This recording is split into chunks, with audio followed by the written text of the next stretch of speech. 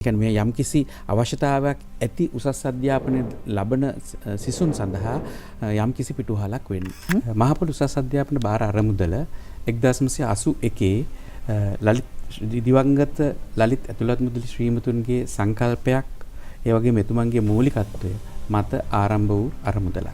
මේ අරමුදල ආරම්භ කිරීමේ මූලික පරමාර්ථය වුණේ ඒ අවස්ථාවේ විශ්වවිද්‍යාල අධ්‍යාපනය සහ වෙනත් ආයතන උසස් අධ්‍යාපනය ලබන සිසුන්ගේ අධ්‍යාපනය කටයුතු නගා සිටුවීම සඳහා ඔවුන්ට කරන ලබන උදව්වක් එහෙම නැත්නම් ආධාරයක් වශයෙන් තමයි මේ අරමුදල ආරම්භ වුණේ 1981 අංක 66 කින පනතින් මේක ව්‍යවස්ථාපිත කරලා ව්‍යවස්ථාගත කරලා තමයි එතුමන් මෙය ආරම්භ කළේ. ලලිත ඇතුළත් මුදලි මහත්මයාට මූලිකම හේතුව වෙලා තිබුණේ මෙම අරමුදල ආරම්භ කරන්න.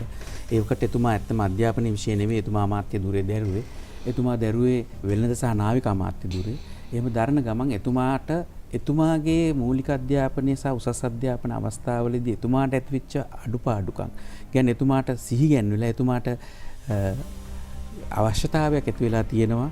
එහෙම නැත්නම් එතුමාගේ දැක්ම තුළ ඇතුළත් වෙලා තිබෙනවා මෙම needy children. ඒ කියන්නේ මේ යම්කිසි අවශ්‍යතාවයක් ඇති උසස් අධ්‍යාපනය ලබන සිසුන් සඳහා යම්කිසි පිටුහලක් වෙන්නේ.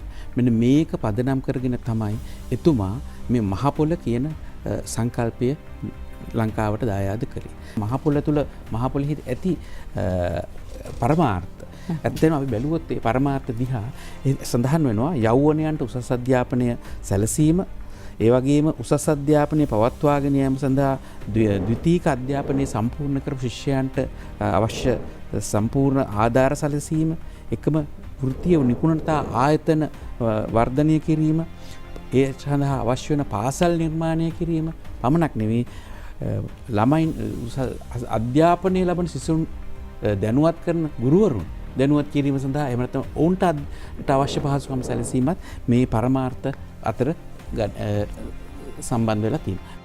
මගෙන් මහපොළට මහපොළෙන් දරුවන්ට දැයේ දරුවන්ගේ අධ්‍යාපනයට සවියක් වන මහපොළ ට්‍රස්ට් ෆන්ඩ්හි අරමුදල ශක්තිමත් කරන්න දැන් ඔබත් එක්වන්න www.alumini.mahapole.lk අදම සයින් අප් වෙන්න.